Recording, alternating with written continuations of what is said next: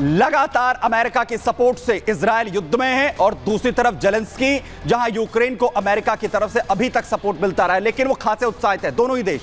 क्या वजह है? और इसी वजह से जो नेतन्याहू है वो क्या यहां पर कहते हैं, ऐतिहासिक वापसी के लिए बधाई दे रहे हैं नेतन्याहू।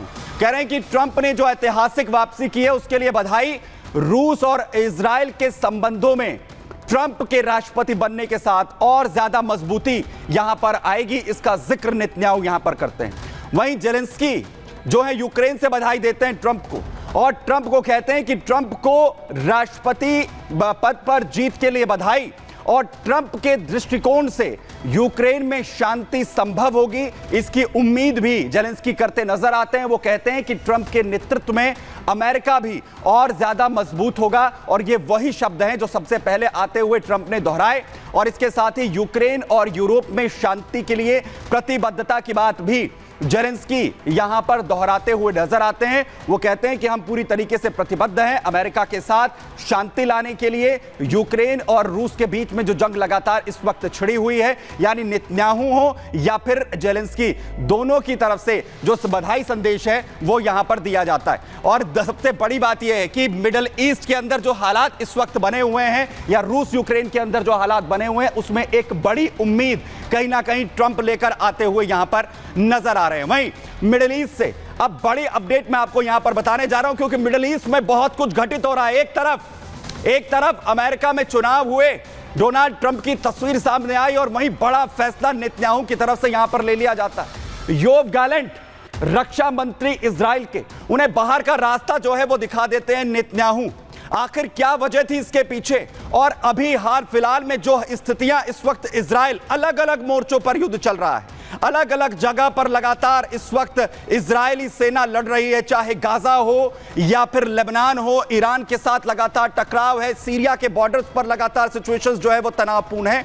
और इन हालात के बीच में योआव गैलेंट को बाहर का रास्ता जो है वो दिखा देते हैं। और सबसे बड़ी बात, अभी तक जो योआव गैलेंट कंधे से कंधा मिलाकर लगातार बेंजामिन नेतन्याहू के चलते रहे हैं, बड़ी से बड़ी सीक्रेट मीटिंग्स हो, हर जगह पर नेतन्याहू के साथ योआव गैलेंट रक्षा मंत्री रहे, बड़े बड़े फैसलों में जो है वो नेतन्याहू के साथ नजर आए हैं। लेकिन अब कहा जा रहा है कि दोनों के संबंधों के बीच जो है वो कमी देखने को मिली, जिसकी वजह से यह फैसला नेतन्याहू की तरफ से लिया गया है। लेकिन इसके पीछे वजह क्या वजह है कि नेतन्याहू जब कहते हुए नजर आते हैं कि भरोसे में कमी यहां पर हुई है, भरोसे में कमी आई है और इसके पीछे योआव गैलेंट को बाहर का रास्ता जो है वो दिखाया गया। नेतन्याहू ने जो उनके ऑफिस से बड़ी बातें सामने आई हैं वो मैं आपको यहां पर बताने जा रहा हूं। दरअसल युद्ध के बीच इजरायली प्रधानमंत्री नेतन्याहू ये बड़ा कदम यहां पर लेते हैं, योआव गैलेंट को वो पद से हटा देते हैं। नेतन्याहू ने रक्षा मंत्री योआव गैलेंट, जिन्हें वो अचानक से बर्खास्त कर देते हैं, उनके पद से हटा देते हैं। और इस फैसले के पीछे प्रधानमंत्री नेतन्याहू ने तर्क भी दिया, इसके पीछे वजह भी उनके ऑफिस की तरफ से बताई गई। इजरायली पीएम नेतन्याहू के दफ्तर से एक बयान सामने आता है जिसमें इसके पीछे वजह बताई जाती है उनके और गैलेंट के बीच में विश्वास संकट पनपने की, जिसमें कहा जाता है कि दोनों के बीच में अविश्वास लगातार बढ़ रहा है और इसी वजह से हमास हो या हिजबुल्लाह, इस युद्ध में जो इजराइल लड़ रहा है उसमें लगातार दिक्कतें पेश आ रही थी। वहीं नेतन्याहू ने रक्षा मंत्री योआव गैलेंट को ऐसे समय में बर्खास्त किया है जब अलग अलग मोर्चों पर युद्ध चल रहा है, जब इजराइल एक साथ कई मोर्चों पर इस वक्त युद्ध के मैदान में है और उसमें एक बड़ी कड़ी योआव गैलेंट थे। वहीं गाजा और लेबनान में जंग हो, जबकि ईरान से सीधे टकराव के हालात लगातार बने हुए हैं, वार पलटवार एक के बाद एक हो रहा है। वहीं नेतन्याहू ने इजराइल कोट्स को जो नया रक्षा मंत्री है वो बनाया है, नई जिम्मेदारी यहां पर जो है रक्षा मंत्री के तौर पर इजराइल कोट्स को दी गई है, यानी योआव गैलेंट जो है अब रक्षा मंत्री यहां पर नहीं रहेंगे। लेकिन जो तस्वीरें सामने आई इजराइल से, योआव गैलेंट को जैसे ही नेतन्याहू ने अपने पद से हटाया, रक्षा मंत्री के पद से हटे, तो लोगों में नाराजगी भी देखने को मिली। नेतन्याहू से लोग गैलेंट को बर्खास्त करने को लेकर नाराज हैं। तेल अवीव से ये तस्वीरें सामने आई हैं जहां लोग सड़कों पर उतरे, विरोध अपना दर्ज यहां पर करवाया गया है।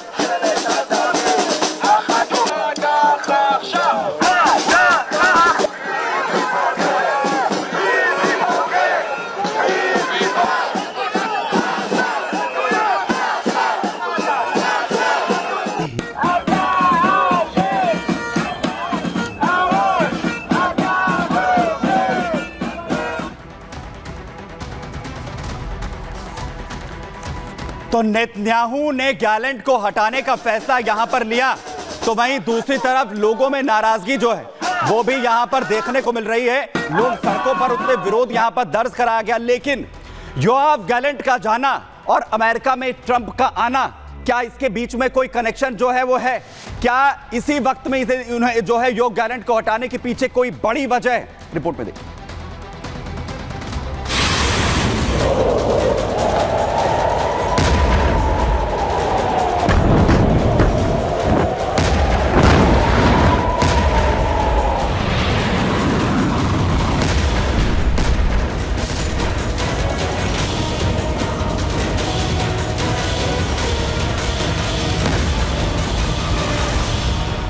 एक तरफ दुनिया का सबसे ताकतवर देश अमेरिका जहां अपने सबसे बड़े नेता का चुनाव करने में मशगूल था, तो दूसरी ओर उसके दोस्त देश इजराइल ने अचानक एक बड़ा फैसला लेकर पूरी दुनिया को चौंका दिया।